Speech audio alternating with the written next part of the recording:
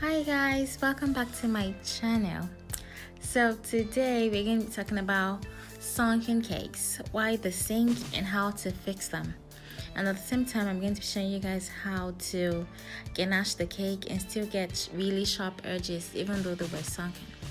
So the first thing we're going to do is cut our cakes into slices, and I'm going to show you guys how to fix the sunken parts without wasting any part of the cake. So first thing you do is cut out the top, like the overhanging parts of the top of the cake, and then stuff it into the hole, like the sunken space in the middle of the cake.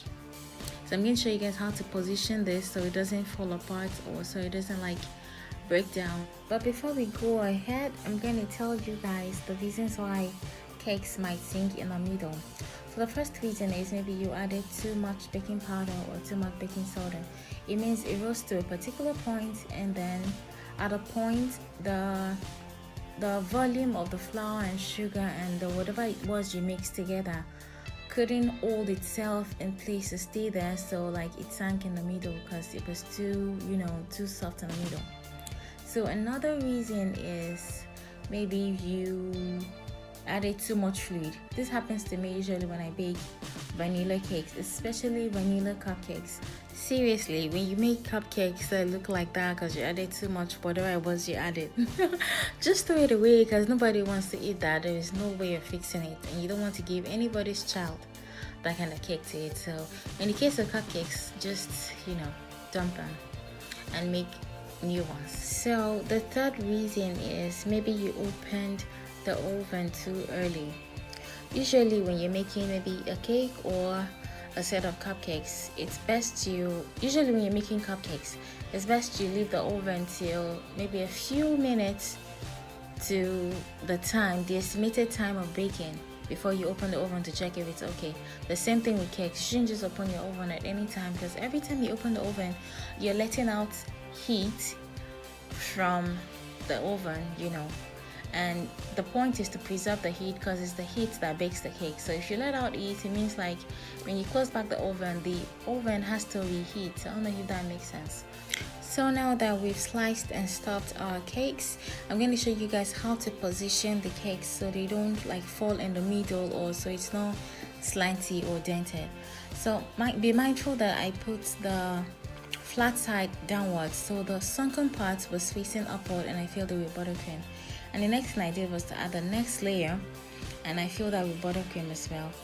The next layer I'm going to add right now is also the sunken part, which means the under is sunken, and I turned it upside down. Do you understand?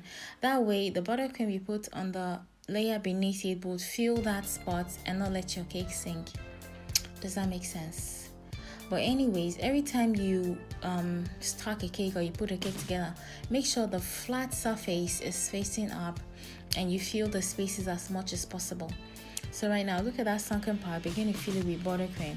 Even though we already filled it with the cake scraps that we cut from the top, we're going to fill this top with buttercream and then put the next layer on it inverted. I'm sure that makes sense, yeah? Okay, so like that. So look at that sunken layer as well. I'm going to put it on top inverted. I'm going to turn it upside down. That way the buttercream in this layer is going to fill that space. Yes, that's what we're doing. So right now I'm going to show you guys how to ganache the cake. Usually I like to ganache my cakes in 5 parts. This is the first part. The first part is I pour some ganache on top of it, and then I smoothen it around, and then I'm going to pour another layer that is going to get to the bottom of the cake. The point of ganaching the cake is to have a coating firm enough for you to put the fondant on, and it will stick and still look very neat.